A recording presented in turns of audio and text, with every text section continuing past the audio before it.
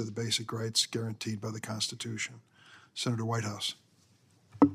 Thanks very much. My question is going to be for Secretary Giannoulias.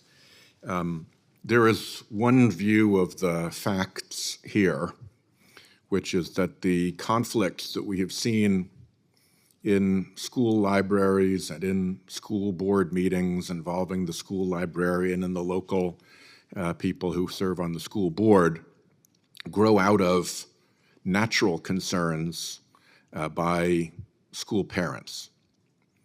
There is also significant reporting suggesting that national groups funded by right-wing organizations, fueled by dark money, using people who have no child in the school and may not even be from the state, come into town and mount a surprise attack on local people like a school librarian, people who work in the school, people who serve on the school committee, who are just local people trying to serve the school and who don't have any preparation for dealing with that kind of sudden disruption and political attack, particularly one that is well-scripted, well-financed, and basically comes in like an out-of-state artillery barrage on the unsuspecting school.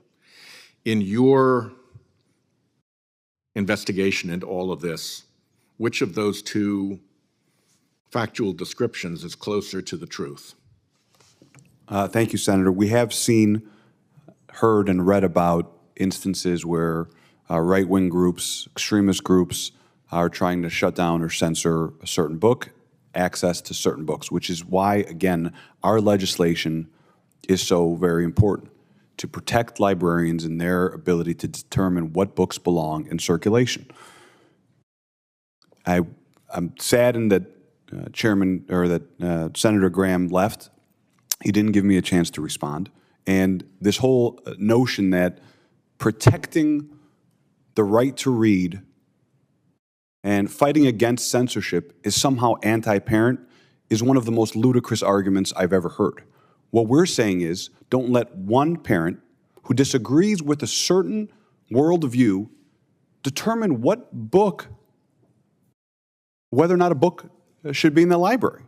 That goes against the very point of our democracy, what it means to educate our youth, which is to allow them to think for themselves. And quite frankly, it's an anti-Republican argument. Republicans are the ones that allegedly are the ones who fight against censorship and the ones who fight for our Constitution and the freedom of speech. Yet here they are picking a page out of a random book that they don't agree with and making it sound like parents have no say. That's the exact opposite argument that we're trying to make.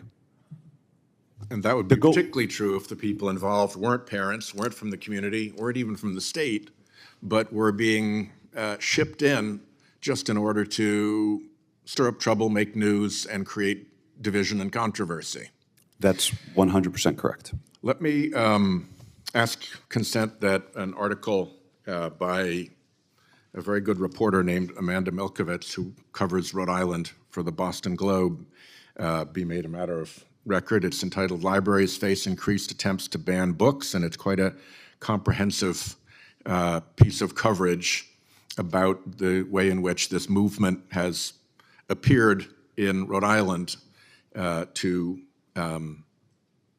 make its points, I guess I'd say would be the nice way to say it. Thank you very much. Without objection. Senator Grassley.